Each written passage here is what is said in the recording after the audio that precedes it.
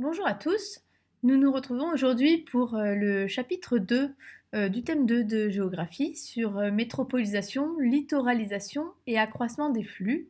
Donc je vous laisse prendre une nouvelle page pour noter le titre de ce nouveau chapitre. Nous allons commencer par une introduction.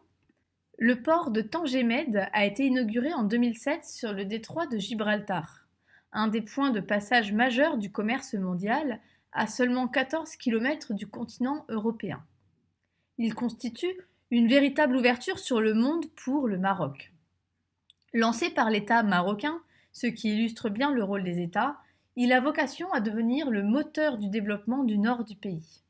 Depuis 10 ans, il a en effet pris un essor considérable. Il s'est ainsi transformé, peu à peu, en un complexe portuaire avec 3 nouveaux ports.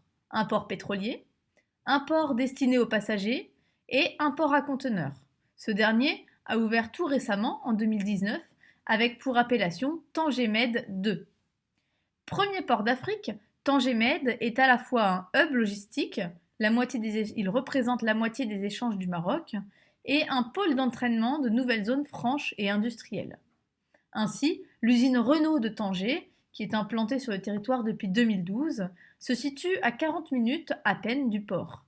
Elle y fabrique une voiture toutes les minutes et exporte sa production dans 74 pays grâce à ce port. Cet exemple nous montre que dans un contexte de mondialisation, on assiste à une intensification et une libéralisation des échanges à l'échelle planétaire. Cela aboutit à un espace mondial de plus en plus intégré et une interconnexion croissante entre les espaces, bien visible à travers l'accroissement des flux de toutes les natures. Elle s'illustre également par une concentration des richesses produites dans les métropoles et sur les littoraux. Nous pouvons ainsi nous demander quel est l'impact de l'explosion des flux dans la recomposition du monde et nous interroger sur les causes de la concentration des espaces productifs autour des littoraux et des grandes métropoles. Voici notre plan. Après avoir analysé l'accroissement des flux dans le monde, notre grand 1, nous aborderons les conséquences spatiales de cet accroissement. Elles se matérialisent à la fois par une littoralisation des activités, ce sera notre grand 2, et à la fois par une métropolisation des espaces productifs, et ce sera notre grand 3. Commençons tout d'abord par notre première grande partie, un monde de flux et de réseaux. Cette partie s'orientera autour de 3 sous-parties. Un grand A qui évoquera le contexte favorable à l'intensification des flux, un grand B qui s'attardera sur les flux matériels, qui sont en fait les flux dominants, et enfin un grand C qui traitera plus particulièrement d'un autre type de flux, les flux immatériels, qui sont aujourd'hui en forte progression.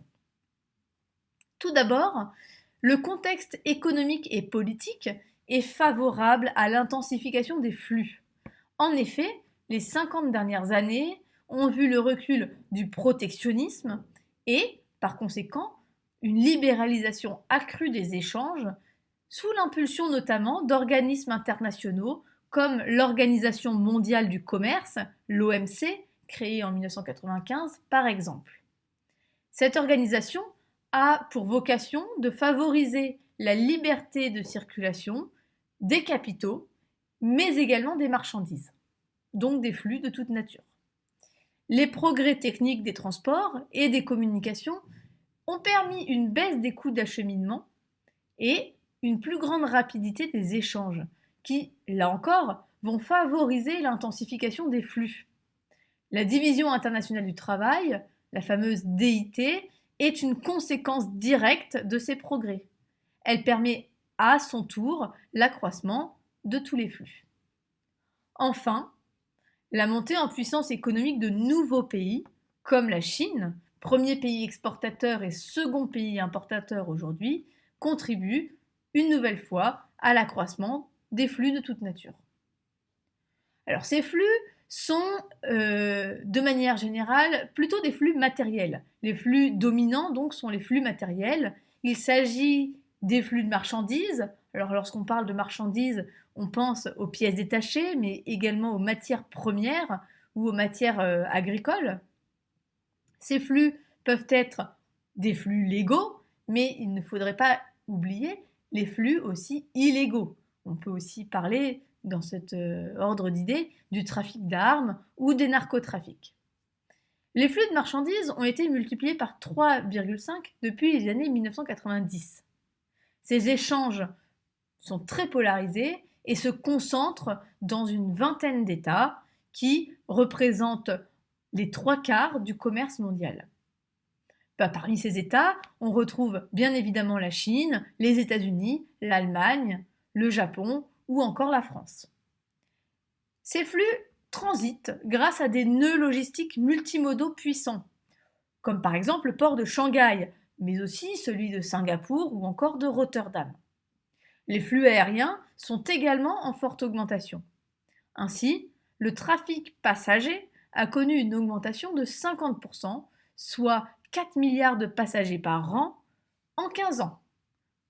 Toutefois, ce trafic est concentré dans une vingtaine d'aéroports dans le monde, des aéroports que l'on appelle les hubs, c'est-à-dire des nœuds de correspondance et de redistribution, qui vont concentrer 50% du trafic aérien mondial.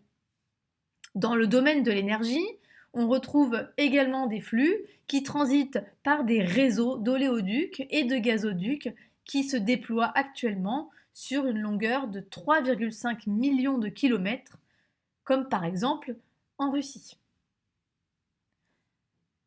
Enfin, nous avons un autre type de flux, il s'agit des flux immatériels. Ils ne représentent que 20% des échanges mondiaux, mais ils sont aujourd'hui en forte progression. Alors qu'est-ce que c'est que ces flux immatériels? Il s'agit tout d'abord des flux financiers. Des flux financiers qui sont dynamisés par la croissance des investissements directs à l'étranger, les fameux IDE. Outre les IDE, ces flux de capitaux englobent également tous les échanges boursiers ou les transferts de fonds. On constate une concentration de ces flux puisque 10 bourses polarisent 80% de la capitalisation boursière mondiale. Le flux continu de transactions est permis grâce au progrès de l'informatique. Ainsi, ce n'est pas moins de 5 000 milliards de dollars qui transitent chaque jour entre les différentes places financières de Londres, de Tokyo, de New York, de Shanghai et de Paris. Les bourses du monde sont fortement interconnectées, ce qui n'est pas sans créer un certain nombre de difficultés. En effet, le système spéculatif est instable et l'interconnexion des différentes banques mène à des crises financières mondiales comme celle de 2008-2009. Les flux de services sont également des flux immatériels en net essor. Internet a entraîné une explosion des flux numériques. Les flux d'informations comme les mails, les tweets, etc. sont les plus nombreux. Ainsi, 1,2 milliard d'emails sont envoyés par heure dans le monde et connectent 4 milliards d'internautes. Ces flux nécessitent la multiplication des câbles sous-marins et des data centers. Les flux vont privilégier les territoires les plus accessibles et les mieux interconnectés. Il s'agit des métropoles d'une part et des façades maritimes. Intéressons-nous donc, dans cette seconde partie, aux façades maritimes. On constate que les espaces productifs sont majoritairement concentrés sur les littoraux. Cette seconde partie s'axera autour de deux sous-parties. Tout d'abord, nous verrons que le transport maritime joue un jeu majeur dans la division internationale du travail. Puis, nous verrons dans un second temps un processus de littoralisation qui est assez lié finalement à ce phénomène de maritimisation dont nous avons parlé dans un premier temps. Donc en parallèle du phénomène de mondialisation et de l'accroissement des flux, on assiste à une maritimisation des échanges. Alors qu'est-ce que c'est la maritimisation des échanges? En fait, il s'agit du processus d'accroissement de la part des échanges maritimes dans la totalité des flux mondiaux. Aujourd'hui, plus de 80% des flux de marchandises sont transportés par voie maritime, ce qui équivaut au triplement du trafic en 30 ans. Ainsi, ce n'est pas moins de 93 000 navires de toutes sortes, des cargos, des pétroliers, des porte-conteneurs, qui sillonnent les océans en permanence dans le monde. Le développement des conteneurs permet un transport standardisé et l'abaissement des coûts de transport maritime. Alors qu'est-ce que c'est qu'un conteneur? C'est une boîte standardisée d'environ 40 mètres cubes qui est transportable par bateau, par camion ou par train. La conséquence de ce phénomène de conteneurisation est la création de navires spécifiques, les porte-conteneurs, de plus en plus grands. Ainsi, l'OOCL Hong Kong est le plus grand porte-conteneurs du monde avec une capacité qui s'élève à plus de 20 000 conteneurs. Les acteurs principaux de cette maritimisation sont donc les grandes compagnies maritimes qui dominent le secteur. La CMA-CGM est une compagnie maritime française dont le siège social est établi à Marseille. Elle est le 4e transporteur maritime mondial avec 500 porte-conteneurs et 200 lignes maritimes. Au premier rang, on retrouve l'APM Maersk, qui est une compagnie danoise, suivie au second rang par la compagnie MSC et au 3e rang par la compagnie COSCO, qui est une compagnie chinoise. Donc les mers et les océans sont devenus des espaces stratégiques. Ils sont des espaces de libre circulation qui permettent de contourner les foyers de tension sur les continents et d'éviter de dépendre d'une multitude d'États qu'il faudrait traverser si l'on empruntait la voie terrestre. Les voies maritimes sont des itinéraires spécifiques maritimes, donc suivis par des lignes régulières de transport de marchandises.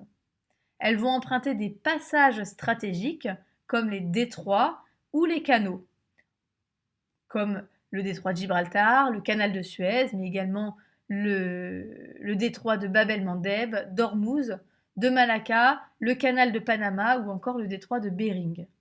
Ce sont des passages resserrés, naturels pour les détroits, artificiels pour les canaux, qui ne sont pas sans risque, puisqu'ils doivent faire face à des actes de piraterie, notamment dans la Corne de l'Afrique ou en mer de Chine.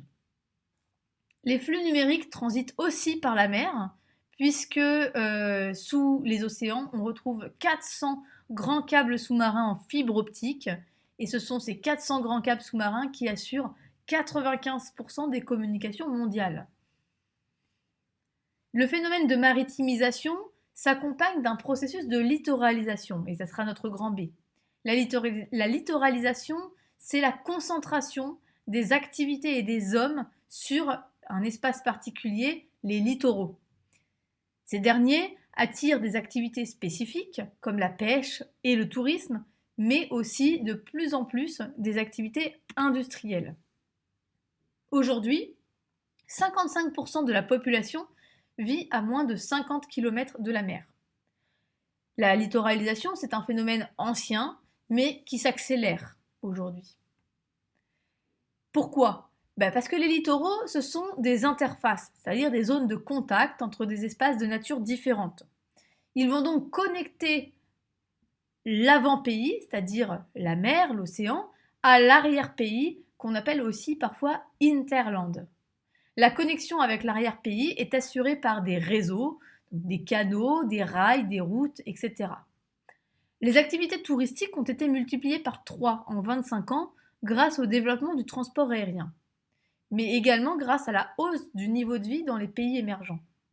Les littoraux les plus touristiques se situent dans les Caraïbes ou en Méditerranée.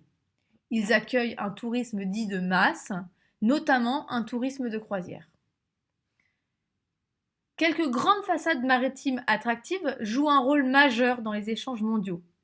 On parle de la Northern Range européenne, de la Chine littorale, du Japon, de la façade atlantique d'Amérique du Nord, de la façade pacifique d'Amérique du Nord, ou encore de la façade d'Asie-Pacifique. Parmi ces façades, l'Asie de l'Est a un rôle particulièrement marqué puisqu'elle assure les 2/3 du trafic de conteneurs. Les littoraux sont des territoires privilégiés pour l'industrie. Leur emplacement à proximité des océans va permettre de gagner du temps dans les processus de production, surtout dans un contexte de division internationale du travail et de juste-à-temps. Les activités industrielles se concentrent dans des zones industrielles portuaires, les ZIP ou ZIP, Des espaces littoraux qui associent des activités industrielles et des activités portuaires et qui bénéficient souvent de zones franches, comme c'est le cas à Tanger au Maroc. Quelques ports puissants sont devenus de véritables hubs commerciaux, c'est-à-dire des nœuds de correspondance de transport. Ainsi, plus de 300 millions de tonnes de marchandises par an transitent dans les ports de Shanghai en Chine, à Singapour, à Port Hedland en Australie ou encore à Rotterdam aux Pays-Bas. Ces ports sont des plateformes logistiques de plus en plus efficaces pour faciliter les ruptures de charge, c'est-à-dire les changements de mode de transport. Ils sont à la fois des zones de stockage et de redistribution des marchandises et sont donc reliés à des axes de communication rapides, comme des autoroutes ou des voies ferrées à grande vitesse. La concurrence entre ces ports est forte et elle entraîne la mutation des espaces portuaires. Des aménagements coûteux sont réalisés pour être de plus en plus compétitifs. Les ports sont de plus en plus grands, des ports en haute mer sont créés, ainsi que des ports en eau profonde pour accueillir des bateaux de plus en plus grands, comme ces fameux gigantesques porte-conteneurs. Le port de Yangshan à Shanghai est un port en eau profonde qui permet notamment d'accueillir ces grands bateaux. La construction de terre-plein permet de gagner progressivement sur la mer. C'est le cas d'un projet de mégaport, le port de Tuas à horizon 2040 à Singapour. Et enfin, la digitalisation réduit les coûts et améliore l'efficacité de la logistique dans ce qu'on appelle les smart ports, les ports intelligents, comme c'est le cas à Rotterdam. Grand 3, les métropoles sont des espaces au cœur du système productif mondial. Les grandes métropoles mondiales, qui constituent l'archipel mégalopolitain mondial, apparaissent comme des espaces privilégiés de production de richesses. À titre d'exemple, l'agglomération de Tokyo génère un produit urbain brut annuel qui équivaut au PIB du Canada, c'est-à-dire à peu près 1600 milliards de dollars. Ces métropoles, elles vont s'appuyer sur un certain nombre d'avantages qu'on a déjà évoqués dans les chapitres précédents, des infrastructures de qualité, des réseaux de transport performants, des universités renommées, mais également un marché de consommation important. Effectivement, les métropoles, elles concentrent les hommes. Elles concentrent donc des millions de consommateurs, mais aussi des millions de travailleurs. Une main-d'œuvre abondante, donc, et qualifiée. Elles concentrent enfin les pouvoirs, puisqu'elles sont des centres de pouvoir à la fois politiques et économiques. Elles sont accessibles, très connectées au reste du monde, grâce à des réseaux de transport mondiaux et complets, des hubs aéroportuaires, des ports dans certains cas, ce qui facilite la division internationale du travail. Enfin, elles bénéficient d'un cadre de vie agréable et attractif grâce à leur rayonnement culturel.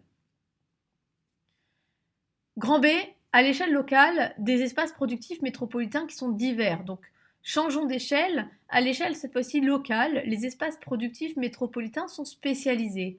On constate qu'il y a des quartiers spécialisés dans certaines activités et d'autres spécialisés dans d'autres activités. On constate donc ce qu'on appelle un zonage de l'économie. L'économie est divisée en plusieurs zones. Les quartiers des affaires, CBD, concentrent les activités financières et économiques. Les bourses, les sièges sociaux, des firmes transnationales, mais aussi des banques. C'est le cas à La City à Londres ou encore à Manhattan à New York. Les clusters et les technopoles vont concentrer les activités de recherche et développement. Elles vont permettre de développer des synergies entre firmes transnationales d'un côté, centres de recherche et universités de l'autre, comme c'est le cas notamment dans la Silicon Valley, en périphérie de San Francisco, en Californie. Enfin, les zones industrielles se situent à la périphérie des villes. Elles abritent les industries les plus polluantes. C'est le cas à Séoul, en Corée du Sud, où la principale zone industrielle de la métropole se situe dans la ville d'Incheon, à 50 km de la capitale. Plus rarement, on constate également l'existence d'une agriculture urbaine. Pour conclure, sous l'effet de la mondialisation, les espaces productifs sont en recomposition. Les acteurs majeurs de ces recompositions sont les firmes transnationales. Les États cherchent à se montrer attractifs pour capter les flux de plus en plus nombreux qui se concentrent sur les littoraux et dans les métropoles. Une hiérarchie s'opère entre les espaces concentrant les flux et les espaces à l'écart de ces flux. La concurrence est de plus en plus forte entre les espaces pour capter les flux. Ces flux ont de grandes conséquences environnementales et se pose donc la question de leur durabilité. J'ouvrirai là-dessus. Les rejets de gaz à effet de serre induits par la nouvelle division du travail sont colossaux. L'idée de revenir à des circuits courts trouve donc un écho de plus important dans les pays développés. J'en ai terminé avec ce chapitre 2, qui est un petit peu plus court que le précédent puisque nous avions déjà évoqué un certain nombre d'éléments. Si vous souhaitez compléter de manière un peu agréable le sujet, je vous propose, pour vous détendre, de regarder le film Captain Phillips, dans lequel joue Tom Hanks, qui incarne le capitaine d'un porte-conteneur et qui navigue au large de la Somalie lorsque l'histoire va dérailler. Je ne vous en dis pas plus, et puis si vous le souhaitez, vous pouvez regarder ce film et vous détendre un petit peu. Bonne journée à tous. Au revoir.